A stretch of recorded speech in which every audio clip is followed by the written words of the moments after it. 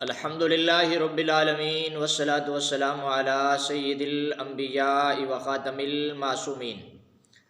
واصحاب الطیبین الطاہرین ولعنۃ اللہ علی اعدائہم الرافضین الکافرین المرتدین الی یوم الدین.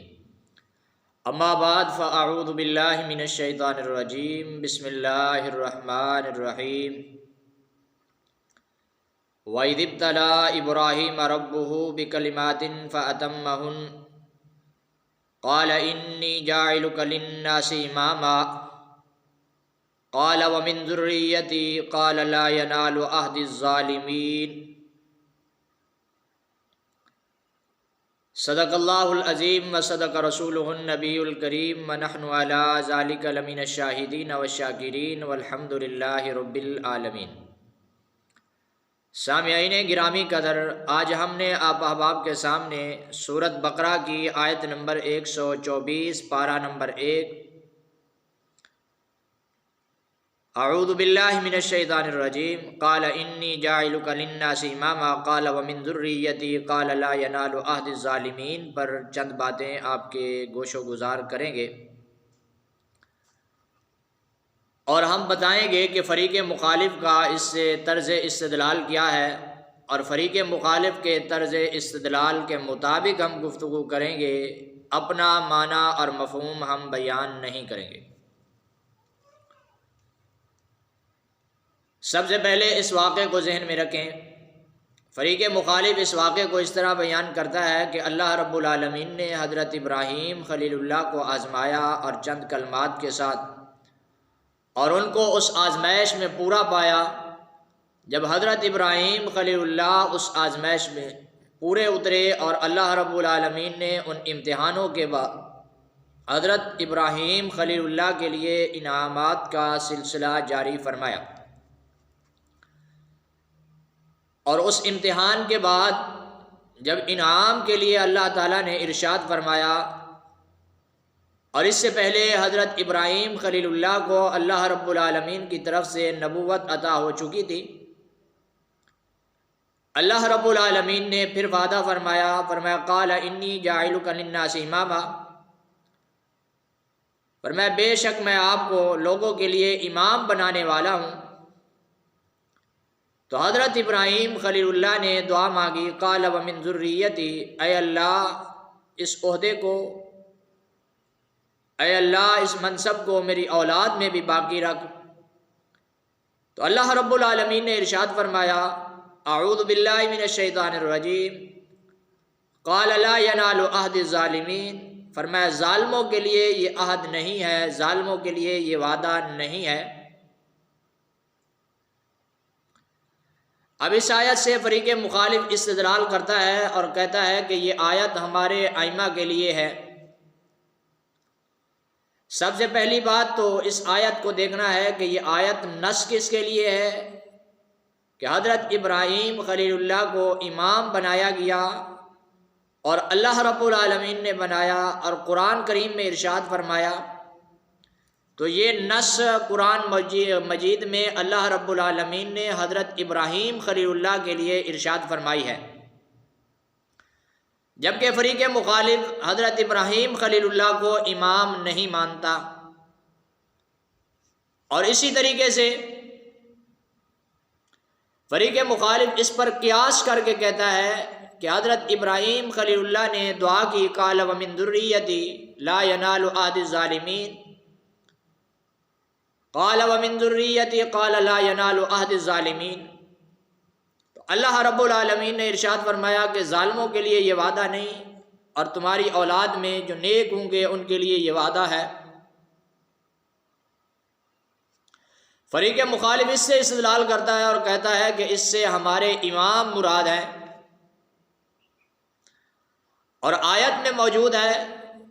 کہ حضرت ابراہیم خلیل اللہ کو اللہ رب العالمین نے امتحانوں کے بعد پھر اس منصب پر فائز کیا. یہ ایک جدا الگ عنوان ہے کہ حضرت ابراہیم خلیل اللہ کو جس منصب پر فائز کیا وہ امامت مستقل منصب تھا یا اس کے علاوہ کچھ اور تھا، لیکن ہمارا اس پر بات کرنے کا اصول نہیں ہے، بلکہ ہم گفتگو فریق مخالف کے اپنے طرز استدلال پر کر رہے ہیں۔ فریق مخالف کا استدلال یہ ہے کہ حضرت ابراہیم خلیل اللہ کو جب امامت ملی تو پہلے نبی تھے اور پھر ان کو آزمایا گیا، آزمانے کے بعد جب امتحان میں کامیاب ہوئے تو پھر اللہ رب العالمین نے ان کو نبوت کے بعد ان کو امامت دی۔ فریق مخالف اس سے دو چیزیں ثابت کرتا ہے اور دعویٰ کرتا ہے، دو چیزوں کے اس بات کا۔ ایک اس بات کا دعویٰ کرتا ہے کہ امامت منصب ہے، اور دوسرا اس بات کا دعویٰ کرتا ہے کہ امامت منصب نبوت سے بڑھ کر منصب ہے، کہ حضرت ابراہیم خلیل اللہ پہلے نبی تھے اور اللہ رب العالمین نے ان کا امتحان لیا، اور آزمانے کے بعد، امتحان لینے کے بعد پھر اللہ رب العالمین نے حضرت ابراہیم خلیل اللہ کو منصب امامت پر فائز کیا۔ نمبر ایک۔ نمبر دو، اس سے یہ بات ثابت ہوئی کہ امامت نبوت سے بڑھ کر منصب ہے، اور نمبر دو، اس سے یہ ثابت ہوا کہ امامت منصب ہے۔ یہ فریق مخالف کا طرز استدلال ہے۔ اب اسی بات کو اگر دیکھا جائے کہ نبوت کے علاوہ جدا طور پر امامت منصب ہے فریق مخالف کے اصول کے مطابق، اور منصب امامت نبوت سے بڑھ کر منصب ہے جیسے فریق مخالف کا دعویٰ ہے، یعنی جو امام ہوگا وہ پہلے نبی ہوگا اور پھر اس کا امتحان لیا جائے گا، اور امتحان کے بعد پھر اس کو منصب امامت ملے گا۔ اس سے یہ اصول ثابت ہوتا ہے جو فریق مخالف اصول ثابت کرتا ہے۔ اب ہم اس پر فریق مخالف سے پوچھتے ہیں کہ جو آپ نے استدلال کیا کہ امامت منصب ہے اور نبوت سے بڑھ کر منصب ہے اور نبوت کے بعد ملتا ہے، آپ خود اس بات کو بیان کرتے ہیں کہ حضرت ابراہیم خلیل اللہ پہلے نبی تھے، پھر آزمایا گیا، پھر اس کے بعد ان کو امامت ملی۔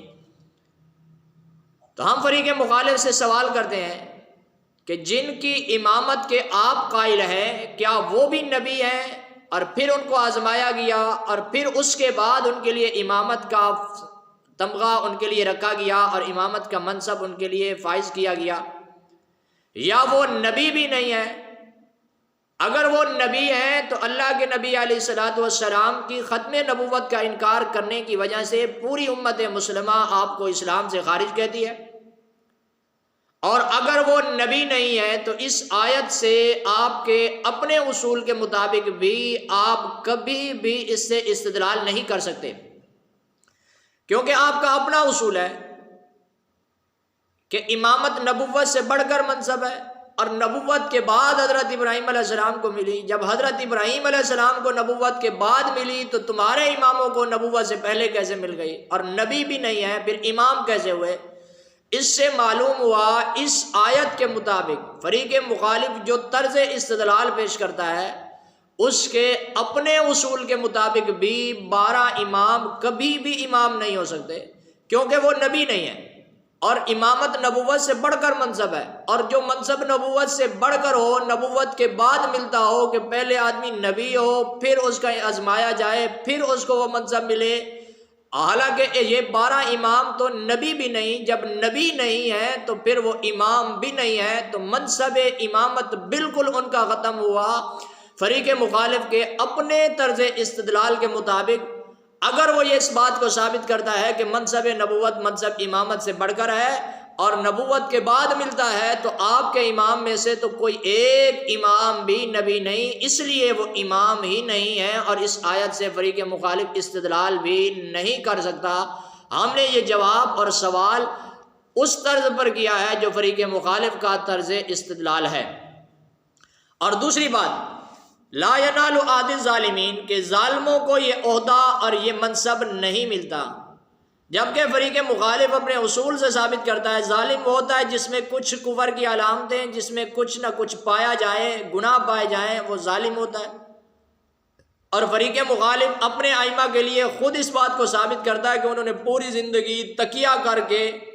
کفر کرتے رہے اور پوری زندگی انہوں نے منافقت کی زندگی گزاری اور کفر کی حالت میں اس دنیا سے چلے گئے، تو اس لیے بھی اس آیت سے فریق مخالف کا استدلال کرنا بالکل درست نہیں ہے۔ انی جاعلک للناس اماما قال ومن ذریتی قال لا ینال عہد الظالمین، ظالموں کے لیے یہ عہدہ ہے ہی نہیں، ظالموں کے لیے یہ عہدہ ان کو پہنچتا ہی نہیں ہے۔ اگر منصب نبوت سے بڑھ کر منصب امامت ہے تو تمہارے امام تو نبی بھی نہیں ہے، اس لیے ان کو وہ امام بھی نہیں ہے، تمہارے اپنے اصول کے مطابق وہ امام نہیں۔ اور اس آیت پر قیاس کر کے آپ اپنے 12 اماموں کی امامت کبھی ثابت نہیں کر سکتے۔ قرآن مجید میں کوئی ایک آیت محکم بھی ان کی امامت کے بارے میں نہیں ہے۔ دعا ہے اللہ پاک ہم سب کو حق سمجھ کر عمل کی توفیق نصیب فرمائے۔ وآخر دعوانا ان الحمد للہ رب العالمین۔